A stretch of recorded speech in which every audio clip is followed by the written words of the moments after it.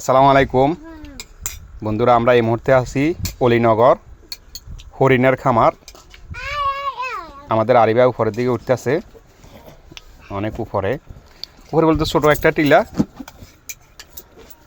তারপরে অনেক উপরের দিকে এই যে আরিবা আসতেছে। খামারের আগে একটা মাটির ঘর, এখানে জনবসতি আছে অনেকগুলা।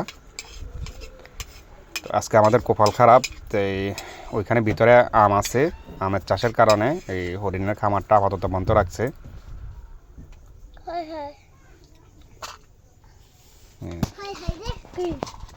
এই যে এই এরিয়া যেটা দেখতেছেন, এটার ভিতরে আম বাগান আছে। আম বাগানের কারণে হরিণের খামারটা দেখা যাচ্ছে না। এই যে আবার ঢালু রাস্তা, এই রাস্তা ধরে আমরা বাড়িতে যাব।